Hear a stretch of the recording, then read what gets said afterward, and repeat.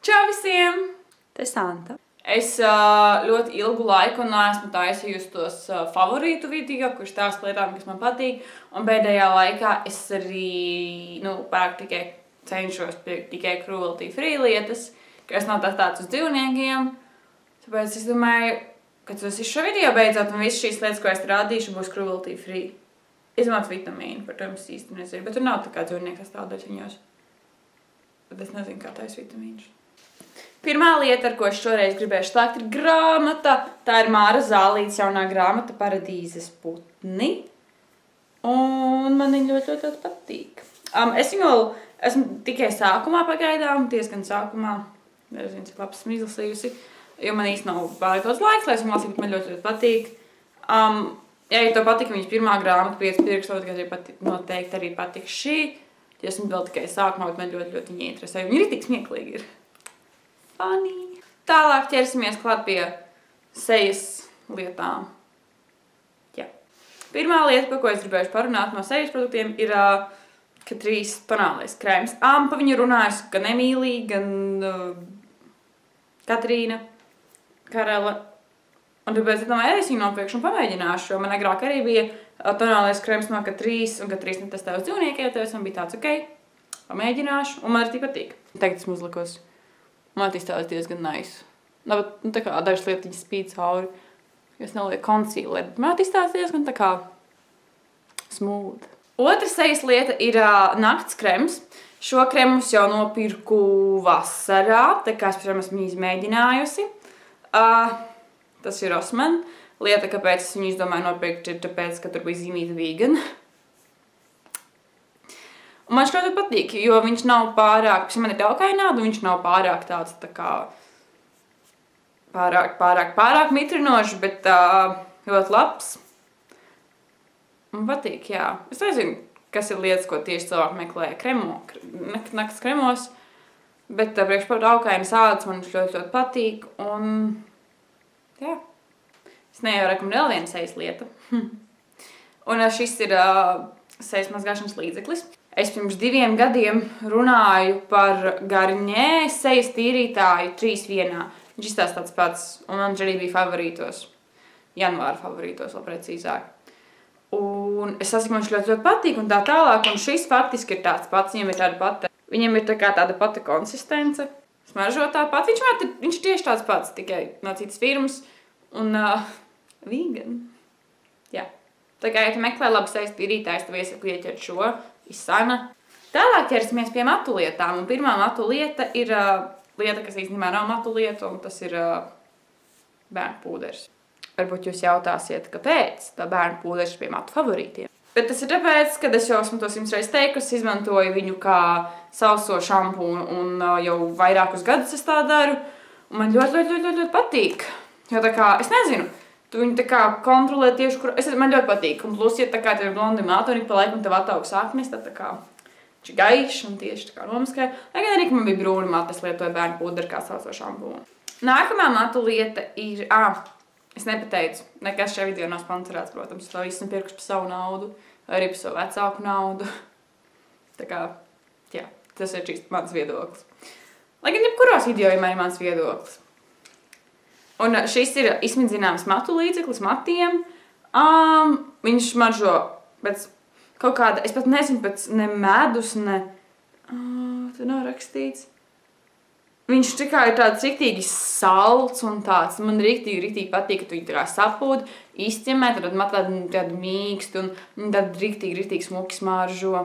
Agrāk arī bijuši šādi tipa, arī manos favorītu video ir bijuši no Garnier vai Schwarzkopf, manuprāt, bija šī tāda arī. Tā kā tur 3 fāžu eļļas, kurš tu sakrit izmedzina matos. Tas ir tas pats.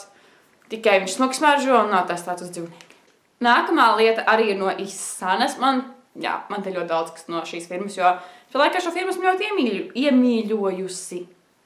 Jā, man patīk. Tā ir matu eļļa. Tipiska matu eļļa. Es nezinu, ko man daudz par to var piebilst, jo man visas matu eļļas faktiski ir vienādas. Viņas vienkārši padara galus mīkstākus un tā tālāk. Man gali matiem ir ļoti sausi. Jo es viņus laiku krāsoju un balinu. Balinu un krāsoju gaišām krāsām, kas tāpat viņus balina.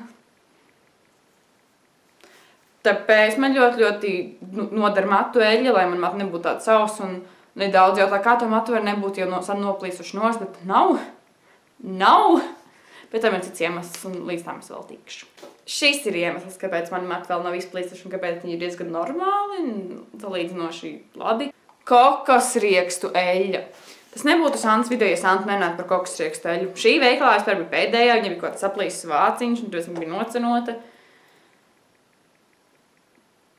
Jā, bet tā ir vienkārši kokosriekstu eļļa. Reiz viņus mērēju uz lūpām vai uz skropstām, apkārt zem acīm citreiz. Un katru reizi, kad es balinu matus, es vienmēr matos pirms tam salieku kokosriekstu eļļu. Arī vienkārši matos salieku kokosriekstu eļļu, paturu vairākas stundas un vienkārši mazgāju ārā kā matu masku tur, jo fucking kokosriekstu eļļa, viņa bez tam matus atstāja tā kā tik mīkstus un tik spīdīgus. Un es visiem iesaku pamēģināt kokosriekstu eļļu, jo pat ja tu viņu, piemēram, nopērc, un tev pēc matiem kaut kādu struktūru, un tev viņi īsti nepatīk, nedara, tāpat var beigās izmantot, lai gatavotu ēst. Tāpēc es arī neieteiktu pirkt kosmētikas veiklos to, ķipā, es arī nesen drogās redzēju, ķipā, kokosriekstu eļļu matiem. What the fuck, vienkārši nopērc parasto īsto organiku kokosriekstu eļļu.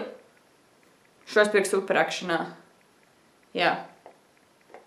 Jā, šī ir man otrā bunža vispār kokosriekstu eļļu, man viņi iet ļoti ātri. Jo man patīk visur viņas ieķēt. Nākamā lieta ir, jūs neticēsiet no kādas firmas, Isana. Šis ir matu šampūns Farglans Blond. Tas ir vienkārši šampūns blondiem matiem.